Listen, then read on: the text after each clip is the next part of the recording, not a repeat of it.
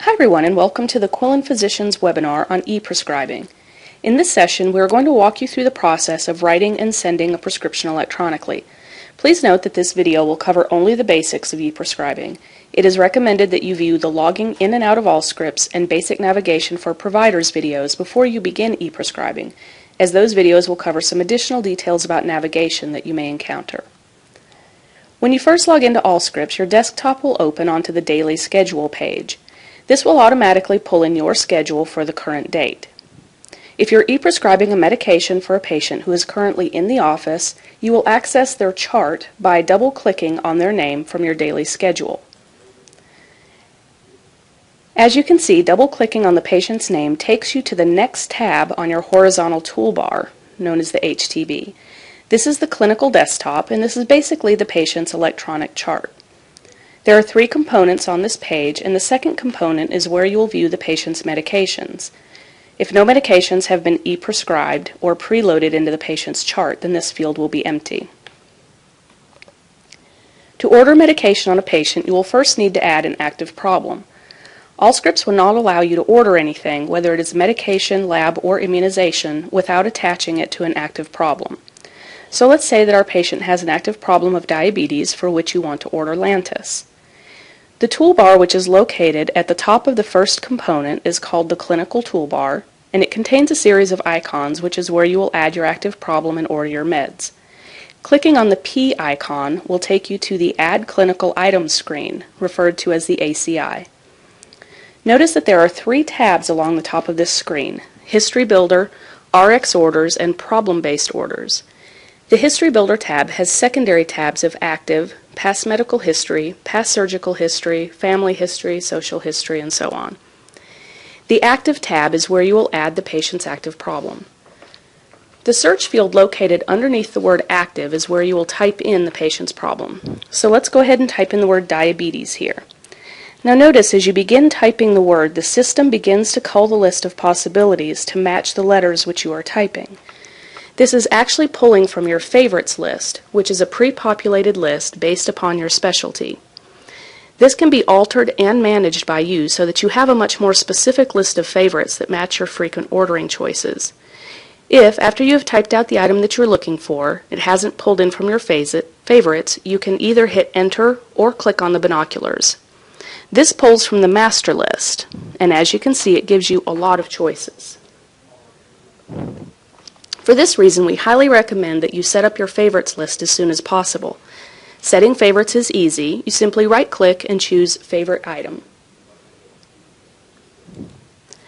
To choose the active problem for your patient, check the box next to the item, and as you can see, it will automatically populate into the History Builder section here on the left.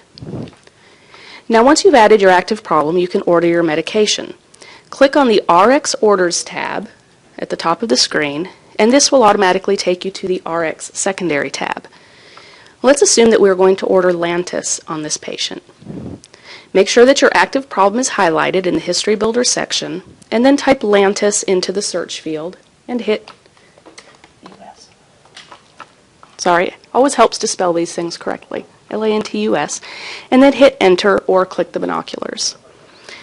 Check the box next to the appropriate medication, and your medication details screen will appear. Now this is where you're going to enter the dosage, quantity, and pharmacy. And please note that the only fields that are required to be filled out on this page are highlighted in yellow. Once you've filled in all the required fields, you'll be able to click off the screen and finish your order. However, there are a lot of other options on this screen that we want to go over briefly. If your active problem was highlighted, then the Link To field should automatically have populated with your active problem.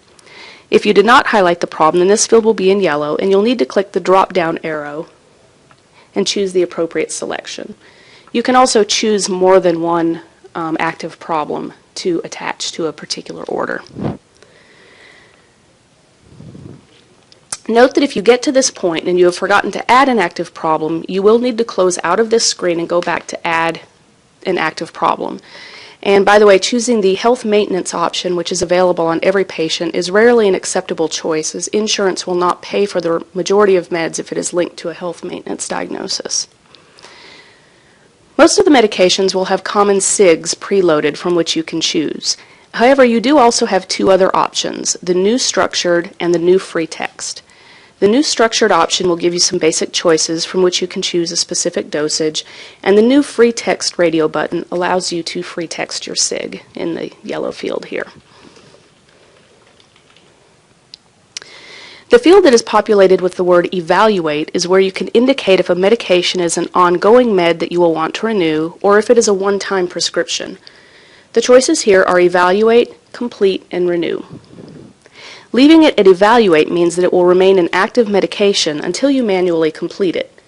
Choosing complete means that the medication will become inactive on the date that you put in the following field. It is crucial that if you decide to use this field that you do put in an appropriate date, as just leaving it at complete with an empty field date will complete the medication on the current date and it will not be sent to the pharmacy. The send to retail field is the default for most of the medications. However, this can be changed to call RX, dispense sample, or print RX, to name a few. You can see your choices here. Medications that can't be sent electronically, like the scheduled drugs, will automatically default to the print RX option. If you are e-prescribing on patients who have not had their information preloaded into the system, you will probably need to add the pharmacy. To add a pharmacy, click on the binoculars next to the field and choose the All Radio button at the top of the page.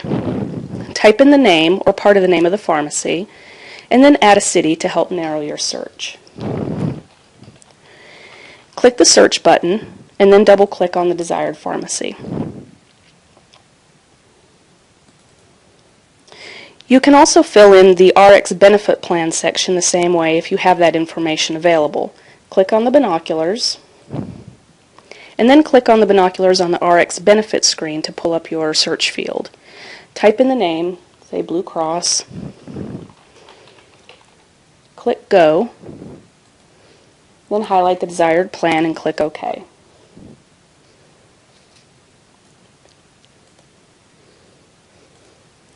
If you have the group and membership numbers, you can type those into the fields, choose a relationship, and then save.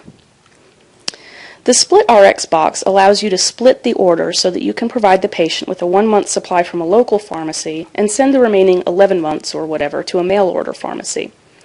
To choose a mail order pharmacy for one of the scripts, change the Send to Retail field to Send to Mail Order, and then choose the appropriate mail order pharmacy by clicking on the binoculars. And you will do this the same way as you did the regular pharmacy. The Additional Details section allows you to free text pharmacy instructions and gives you the options to change the Ordered By and Supervised By fields. You can also add specific dates for the scripts in this section. The Ordered By and Supervised fields should pre-populate with your name, provided you are not a resident. Currently, if a resident is ordering medications, they need to have their preceptor's name in the Ordered By and Supervised By fields, as the MEAC residents do not currently have distinct DEA numbers. We are working on getting these numbers so the residents will be able to order under their own names, but at the moment an attending's name will need to be in both of these fields. The RX date and expires date are not in yellow and therefore do not need to be changed. However, if you have a patient who's on a pain contract and you want to write 2 or 3 distinct scripts, for example, a 1-month supply of a particular medication, you can do this by changing the dates in these fields to reflect the expiration date of the script. When these are printed out, the expiration date does print at the bottom of the page, but this may be missed by the pharmacy, so it is suggested that you circle these dates before giving the script to the patient. Scheduled drugs cannot be electronically sent, but will need to be printed and signed. After a wet signature has been added, they can be faxed to the pharmacy, but they cannot be sent electronically through all scripts. Since these drugs are not electronically submitted, they do not count toward the government reporting statistics. These include all scheduled drugs, 2s through 5s.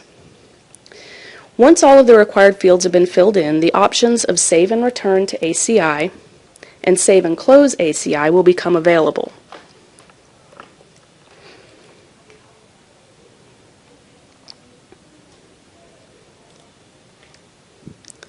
If you have finished entering your prescriptions, you can choose Save and Close ACI. If you have more prescriptions to order, you're going to want to choose the Save and Return to ACI option. Once back on the ACI, you can view the medication that you have just entered in the History Builder section under Current Meds and Orders. It will be in pink as it has not yet been saved. To save this and send it on to the pharmacy, click OK to get back to the clinical desktop. You can also view the medication from the Meds tab in the second component of the desktop. Once you click the yellow Commit button, you'll get an encounter summary which will detail everything that you are saving. If you're happy with the items listed, click Save and Continue, and your script will be sent electronically to the pharmacy. The last step in e-prescribing is the task list.